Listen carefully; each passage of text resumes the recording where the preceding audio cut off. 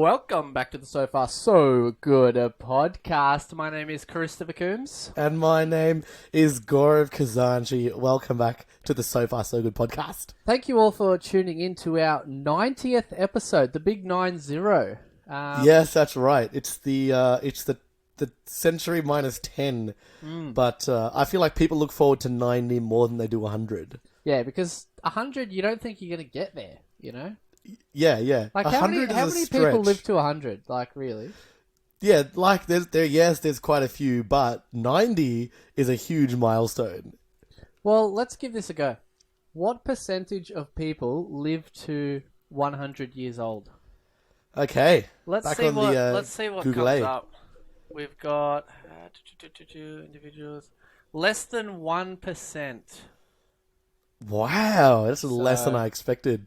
Yeah. So already, this is number 90 is better than 100. And then we've got, what are the odds of living to 95? And you've got Okay. 31%. That cannot be right. No, that's. I mean, look, that makes sense to me. So 1 in 3 people live to 95? No way! 95's such a hard age to Live to. Nah, man, think about it. It's not that old these days. Oh, I don't think I know. I don't think I know anyone over 90. I think one of my grandmas lived to be like 93. Wow. That's Yeah, pretty hectic. yeah.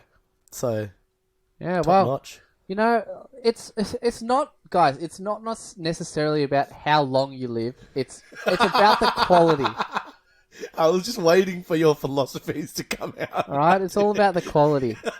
Now, Yeah, that's true. Let's get straight into it. Now, speaking of quality of life, my introductory question to you. So we've spoken a lot about conspiracy theories and whatnot. Now, my question to you is, Gaurav Khazanchi, do you think COVID-19 is real? Yeah, 100%. It's definitely a virus. It's definitely a virus. It's definitely real. I mean, I don't know how it can be fake. Yeah, well, there's a lot of conspiracy theories out there. So That's true. I That's would true. say, look, we're open to what people think. Yes. But I would also say that people that are saying it's a conspiracy and that it's fake, how is every country and every hospital and every medical person in the world in on it? It's just, it's near impossible. It's true. It's absolutely true. Which brings me back to the point with most conspiracy theories. For example, the Earth is definitely around because Well, again, the whole world. No, it's not the whole world, though. It's only- 100% the whole world. Only the space companies, no. Not the whole But world. there's space companies in almost every country. True, there is. So But there you go. If you add up the amount of people involved with space compared to the Yes. amount of people involved with medical, okay. it's just completely different. Dare I say, worlds apart. Come on, man. Come on. What? You're just pulling out random numbers now. Absolutely ridiculous. But that's a fair point. Okay, now look, on a similar, not the same, but a similar topic. Yep. This question was asked to me in this other... You know how there's a conspiracy theory of like, you know, everything is not real, nothing around you is true, we're living in a simulation? I often think of that. Yes, Not necessarily I think- that it's true, but I just think like, just imagine that, you know, no like- one else is actually feeling anything. It's just me living in this world. 100%. Anyway. Like the Truman Show almost, but I totally agree. We've all had this thought. All right. Now, this question is something I read with this conspiracy. So I want to ask you, have you ever seen your neighbors, any of your neighbors, bring in the groceries? I'm gonna have to say yes. I know you wanted. come I know you wanted to hear no, but Come on. I That definitely is not have. true. You're making that up. I absolutely have. So you've seen them like carrying bags and stuff from the grocery store. Yeah, absolutely. So the people across from me, they park in the driveway, so I can clearly see them when they get home and whatnot. So I have Yeah, unfortunately. I know I actually have heard that question before. Okay.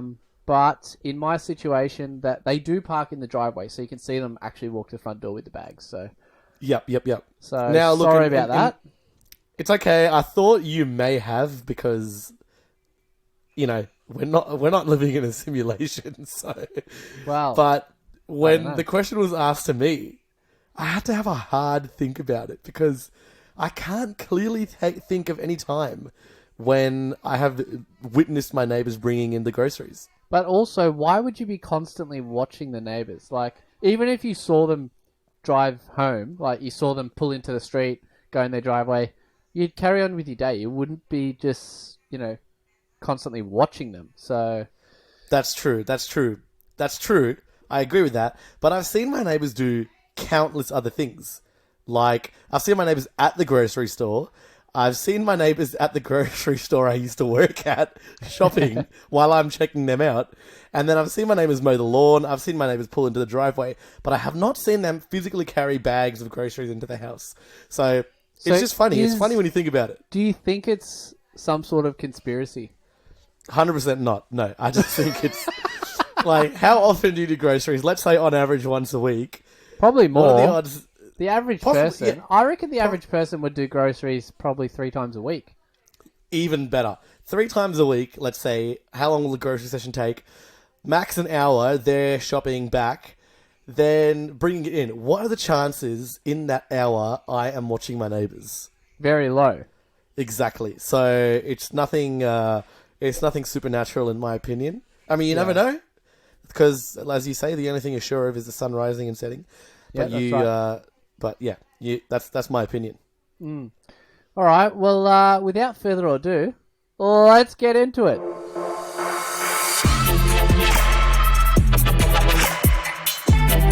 So far, so good. Welcome back once again, everybody. Thank you once again for tuning in to the So Far So Good podcast. Now, Gaurav Khazanchi, I believe you had some sort of story that I am willing to entertain. Okay, well, I'm glad. Not much of a story, more like an idea I wanted to bring up with you. An And ingenious by idea? not an ingenious idea, not that sort of, not a literal idea, but like an idea. Okay. So, do you still? It's almost like a second question, if you allow it. Do you still get excited about free food? Oh, all the time. Yeah, All the time. Because I'll tell you something. I just feel like no matter how rich I am or how good of a chef I am, I just feel like getting free food is a different type of excitement and feeling. It can't be beaten. Let's put it that way.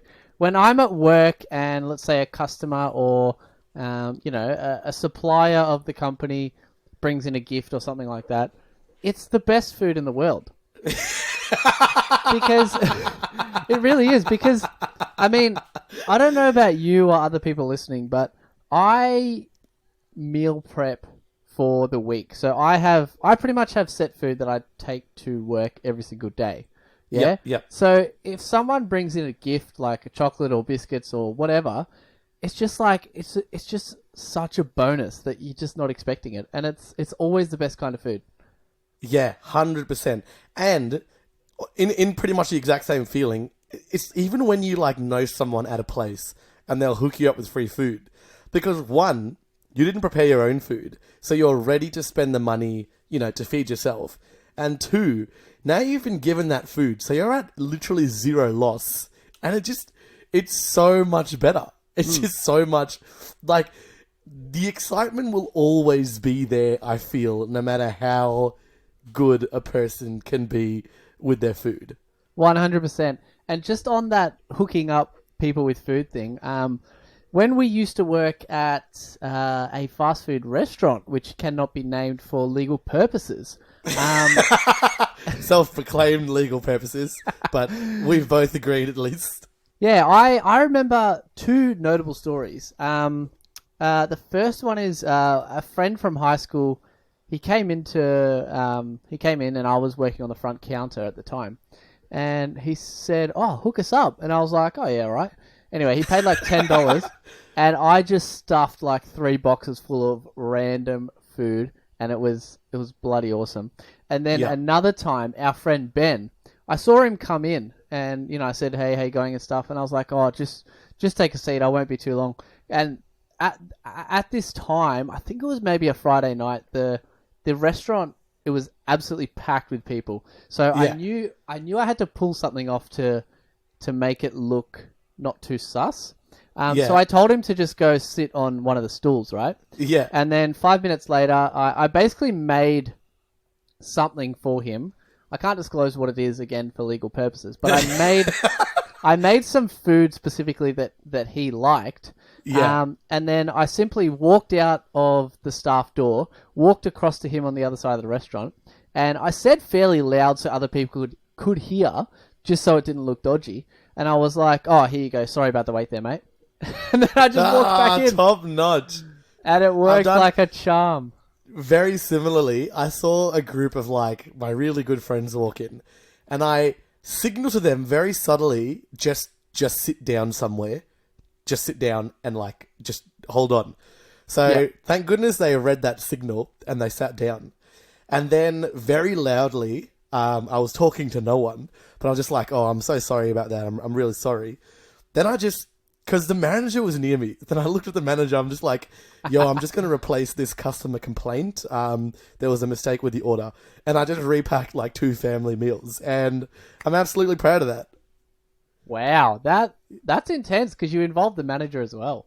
Yeah. It was better to be safe than sorry. So, that way it was all good. That's almost theft. It's theft either way. I don't know. My example wasn't too bad. I don't know, man. It's definitely theft. Actually, maybe in my case it's not theft because I got permission to do it. And who knows? Maybe they did have a complaint somewhere in their lives that I've now, rectified by giving them this food on the house. All right, we'll give you the benefit of the doubt. Now, on one more thing regarding free food in the workplace, I always get excited, even though it's absolute crap, but instant coffee. Free instant coffee. Because every company pays for instant coffee for their workers, right? Even though it tastes like absolute crap, I still get excited to make and drink a coffee rather than buying one. No matter how rich I am, I would just get excited about making my own free coffee. I don't know. It's just one of those things. Okay. No, I can sort of feel it because my workplace has a full-on cafe machine. Like, what do you call it? A barista machine. Wow. So, that's awesome. Yeah, it's super cool. So, I don't know. It's pretty exciting using that. But then sometimes I don't know. Like I've said before, I'm not much of a coffee guy. So, but, it's free. So I enjoy making it and enjoying it, as you've got to take more advantage of that. Oh, I definitely take advantage of other things that are on the house. So there you go. Yeah, solid. Now, I did want to bring something up that we spoke about a week ago. And yes. It was an incident that happened about 3 weeks ago. Yep, he's absolutely right. So, timeline's pretty spot on. Just as a bit of a spoiler so it makes sense, I was with a group of friends when it was legal. Yep. And we heard about this phone prank that you could do, which was found on TikTok. Everything's found on TikTok these days, but anyway. It's true. It was a phone prank. So the way the prank goes is you call someone up and you say, hey, just letting you know I'm on speaker. And then you proceed to say, just making sure, I was with you last night, right? We went and got food last night, yeah? And then you see what the other person says as their reaction. So in that situation, you obviously would presume that, something's wrong or they need to make sure that they were somewhere. Yeah. But it's also, because you say it so quickly to the person, it's like a massive shock, right? So I call Gaurav and I throw the whole spiel at Gaurav. And I'm telling you, okay, you tell me a bit from your side first. So, like, maybe pranks the wrong word to describe it because it's more of a test because you're not hiding your number or anything. So instantly I get a call from Chris. And I mean, like, all info out there. We don't really call each other that much. So firstly, I'm like, because it's a bit later in the night, and I'm like, firstly, that's already like, okay, it's something important. Otherwise, you would have just messaged. And then secondly, I'm like, okay, let's see what's happening. Like, maybe he needs help. Let's see. Or he just literally just had the question and he couldn't be bothered messaging. Okay, Chris, so I'll let you continue from here. All right, so I call Gaurav, I say the full spiel, and then I'm telling you, not even a millisecond after I finish talking, Gaurav goes, yeah, like full convincingly. Yeah. And then what you meant to do after that is you say, oh yeah, sweet, thanks man, I'll talk to you later, and then you quickly hang up. So it leaves the other person thinking, what the heck just happened? Anyway, Gaurav Khazanchi, what were your thoughts straight after that call? Okay, so during the call, I just instantly knew I just had to agree with you. So I'm just like, yeah, man, for sure. I even had a thought of like adding to the story. Like, yeah, we even got dessert afterwards. just adding something little, but something that you wouldn't need too much detail for. I just had that thought, but I just stopped out. Yeah, of course. And then very quickly you hung up. So then I'm like, okay, my thought process went like this. Either he was literally like legit in trouble and I've helped him out of a tough situation, because that's the first thought that went through my mind. Yeah. And then I was like, okay, I feel like I've done well because he hung up quickly, and then I feel like that resolved the issue if there was any. Yeah. And then when I thought a bit more about it, I was like, okay, or it could have just been like a test, like, you know, just let's call up one of your friends and see how they react to this. And then obviously the second one was right, but in the moment I thought, okay, you're probably legitimately in trouble. So I've got you, fam. I've got you. Wow. Yeah. That's some pretty quick thinking. Thanks, man. Well, that's why I'm here, bro. That's why I'm here.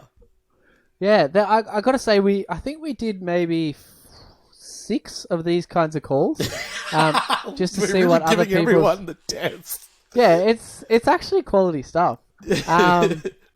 So, yeah, if you want to try it at home, obviously don't try it at someone that also listens to this podcast, because then they're already going to know. So keep that in mind. But what you, I think we did about 6 people. Most people were right on it. Like they said, yeah, why? What's up? But no one responded as quickly as Gaurav, I'm telling you. Like, he did not even blink before he responded. He Really? You reckon I was the fastest? 100%.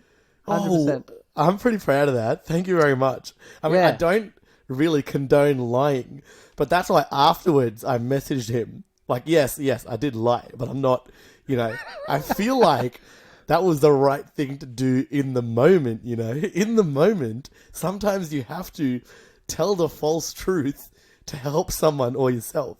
So that's why I messaged Chris shortly after, actually quite a while after, because I was watching a movie and I got distracted.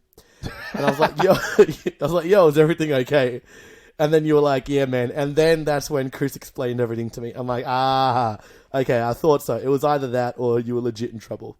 Yeah, well, with the whole situation, it all comes down to a simple code. Okay. The bro code. I thought you were referring to some sort of language code that you did, and I was gonna ask you, did you use that code on the phone? Was there a special word you said? So, okay, now question to you on this: if someone, let's say it was reversed, and I called you, how do you think you would react, and how quickly? I've thought about it. Yeah. I wouldn't have reacted as quickly as you did, but I think I would have just said something along the lines of, "Yeah, why? What's up?" Okay, Just yeah, something like fair that. enough. Do you think the adding a bit of extra info is too much, or it would help the situation? Which part of info? Oh, hey, you were going to say the dessert thing. Yeah. I think it's best not to say it, because what if you were in trouble and you told the person, we got a burger, we got chips. Imagine you told them the whole situation, but then they still didn't believe you. And then I called you and you said, yeah, we got dessert. And then the person was like, hang on, you said you only got chips and a burger. Yeah, okay, no, fair call. Very true, So very true. definitely best to not add more info because it just seems sus. Okay, and now another question on this. Because you're on speaker, right, and you've made it clear on speaker, Yeah. what if person X suddenly jumps in and says, okay, where did you go to eat?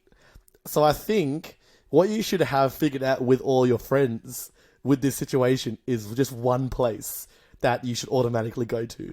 But I feel like... Yeah, true. I feel like if you did ask me, I would have known what to say. And I feel like I would have got it right. Because we're on the same level. All right, let's say person B jumps in and says, all right, where'd you go? What would you say? Okay.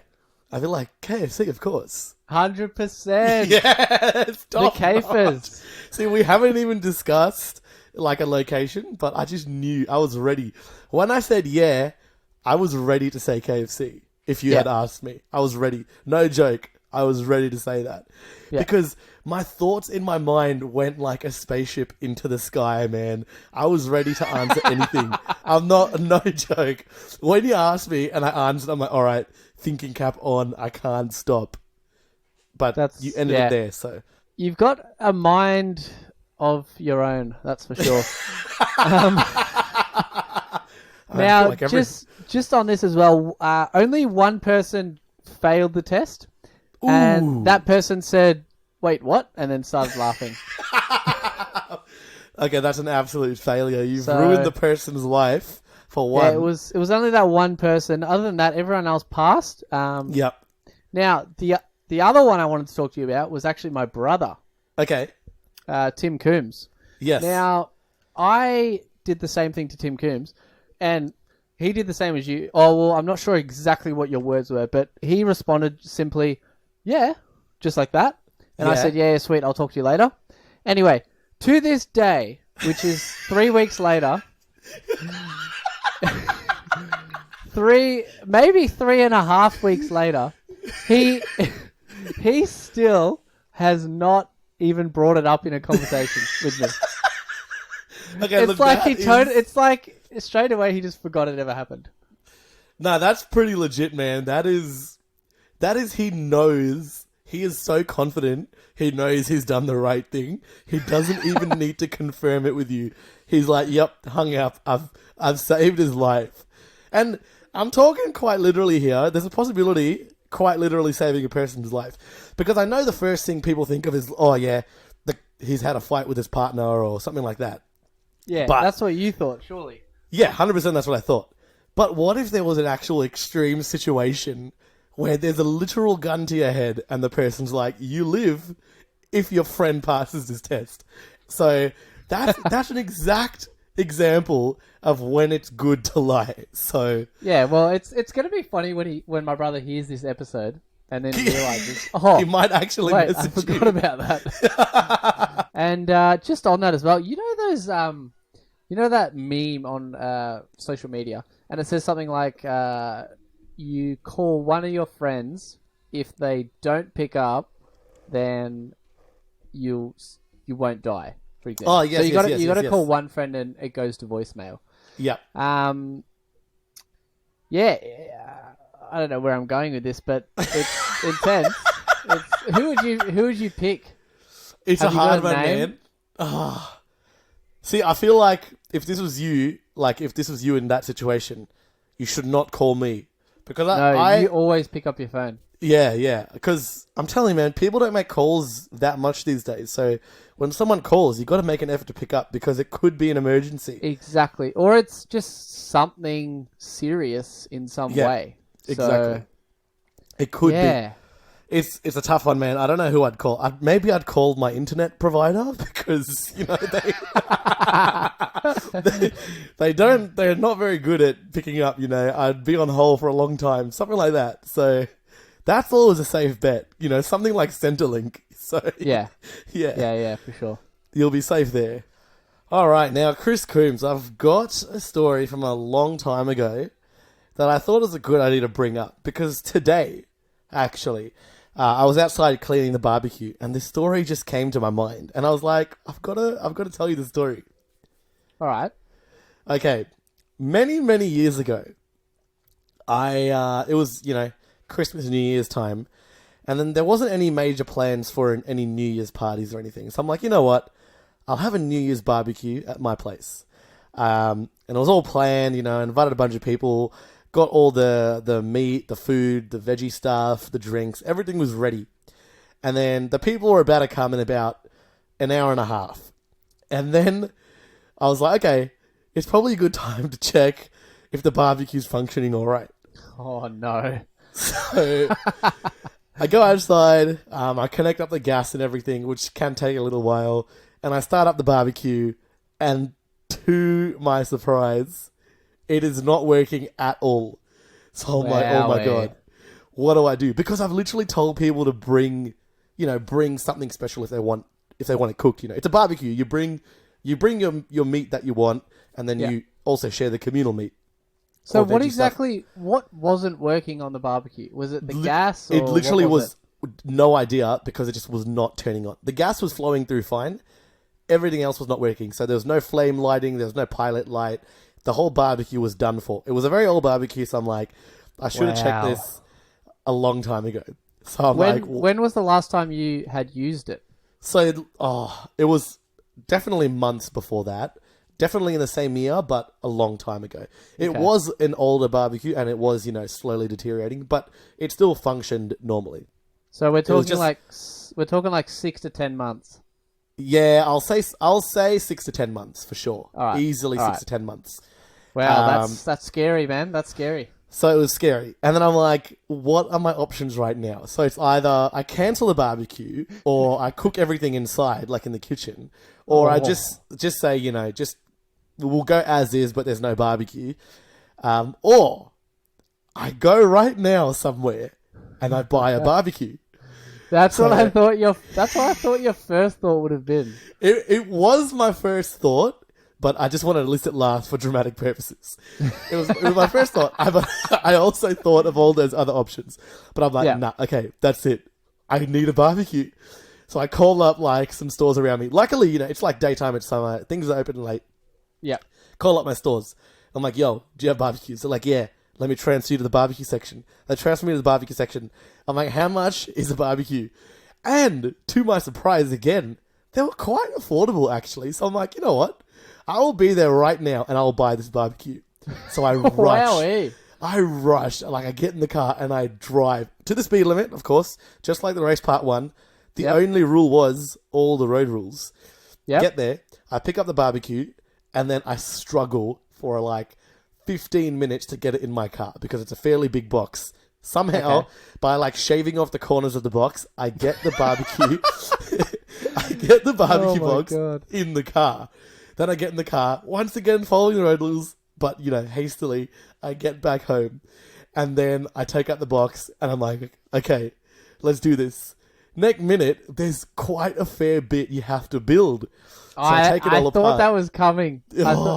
Everything these days comes in like pieces. It's never put together. Exactly. It's like when you go to a fancy restaurant and they'll give you something fancy like a deconstructed spring roll. I had got a deconstructed barbecue that I had to build. Okay, it's like, you know what it's like? It's like a Vietnamese restaurant. They give you, you know, the rice paper rolls. Yeah. You paid double the price just to make it yourself, don't you? 100%. I totally agree. I bring the box out, and I was like, okay, I got to smash this building out. So obviously the big barbecue basin that's there, I keep that aside, and then there's a lot of railing. So I had to build the frame and the railings that go at the bottom, and then the wheels that attach to it, and then the side panels. So there was a bit. It wasn't too hectic, but I had to follow these complex instructions, and I had to get it done. So where are we on the timeline here? Because you realised an hour and a half before the party, right? Yes, exactly. So not very long. On the timeline, we're probably right up to when it's meant to start at this point, right? Very close. So once everything was taken apart and I've started the building, I reckon people were arriving in about 20 to 25 minutes. So very close. Not bad. So I'm doing okay. But, plot twist, I had asked some people if they could pick up some extra stuff and come a little bit early so we could pack it in. So I'm like a little bit through my barbecue building, and then I'm like, hey, this is going to take it longer than I thought. And then unluckily, but also at the same time, luckily, 2 or 3 guests come with the stuff they had to bring. And they're like, dude, what are you doing? I'm like, I'm building the barbecue we need to use right now. So without question, they just start helping me build this barbecue. We build it up. I can see more people coming through the gate. But, like, it was an accomplishment that we got this working barbecue ready before the main event. And we did Wow. it. We did it successfully. That is insane.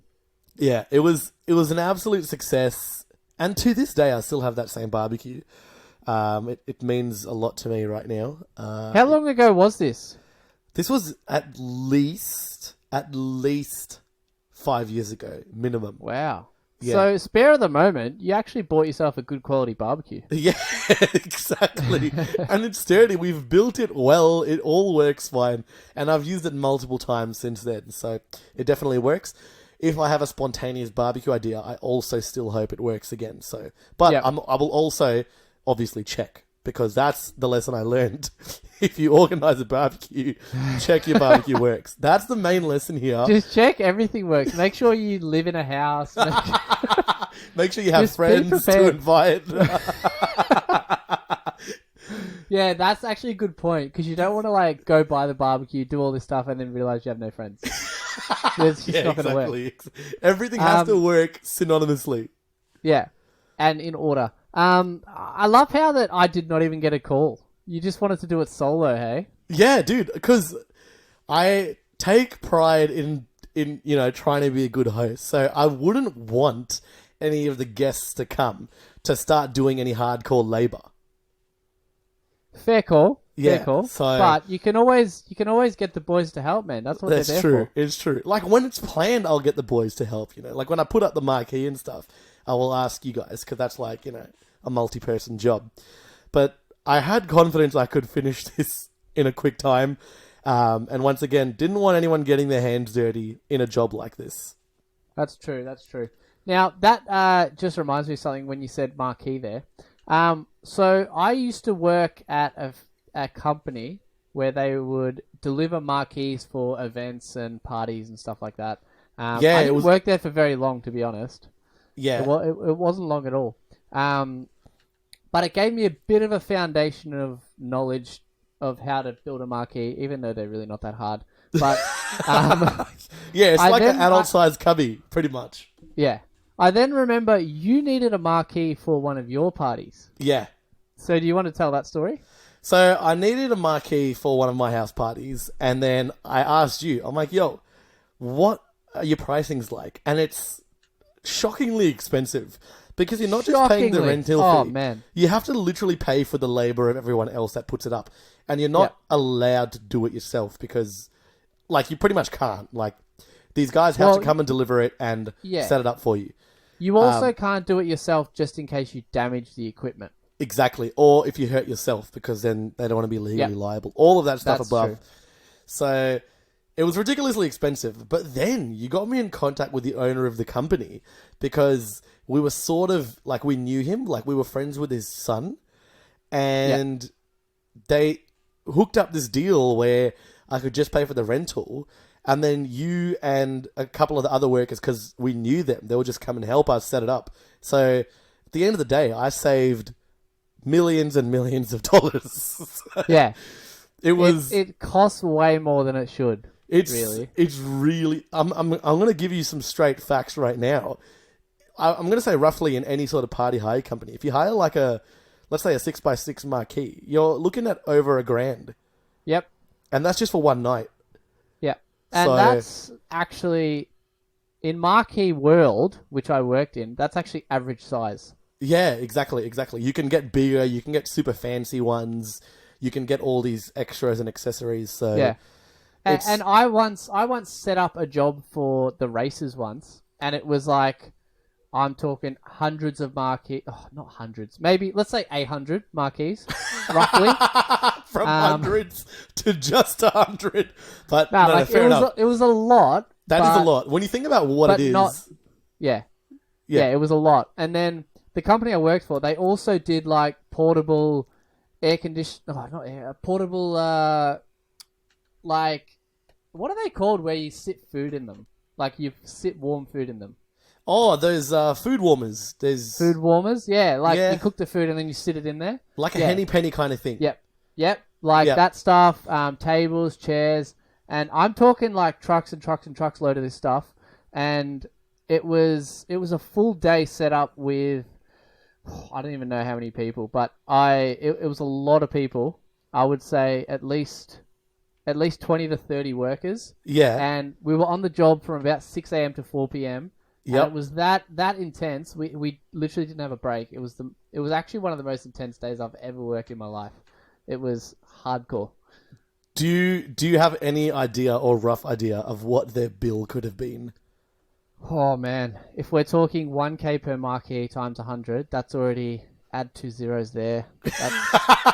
That's 100 grand just on marquees. Wow. And then the food warmers are expensive because they also come with gas. Yeah. Tables and chairs. Like we're talking a few 100,000 for sure. But they also the races go for more than a day, don't they? Yes. So Anywhere, there may be. it could have been like there up to may half a be- mil. Could have been, yeah. Could have been. That is some crazy stuff, and I'm not surprised. I mean, these guys have nothing but Yeah. money when it comes Oh. to these events. Absolutely. Yeah. And the money they make, it's, totally Yeah. worth it. Now, you also went to the next level with a marquee. Do you want to tell that story? Yeah, well, realize that we had some good space for, setting up a marquee. Next time I went to go rent one, I was just like, you know what? Let's just see how much it is to buy one. And then for about the same price as just the rental fee, ended up buying one.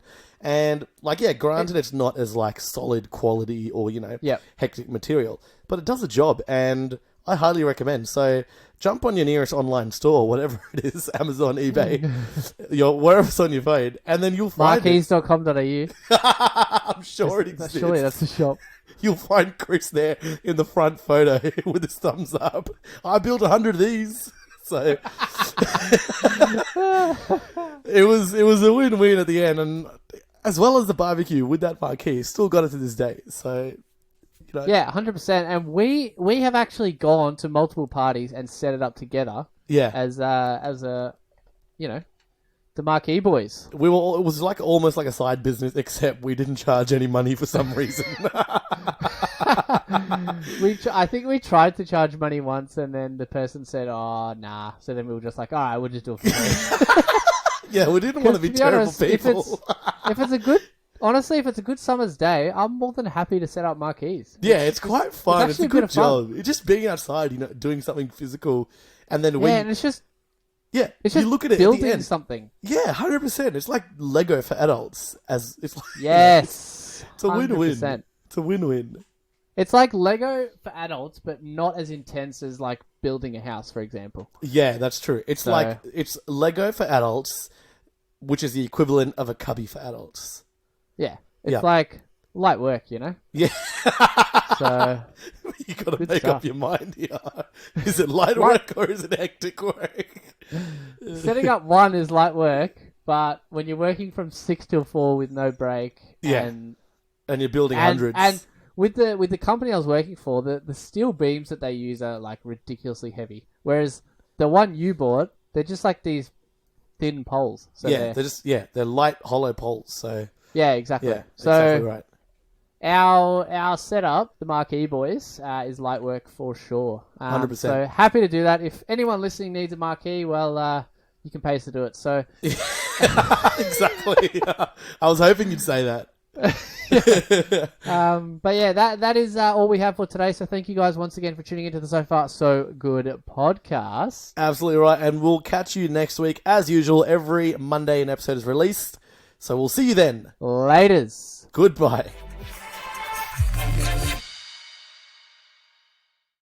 Welcome back, everybody. Thank you again, once again. What the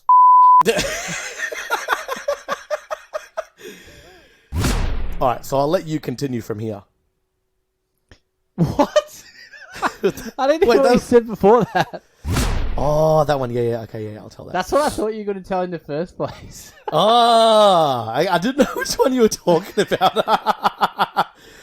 All right, all We right. started talking about this other one, and I was like, yeah, sweet.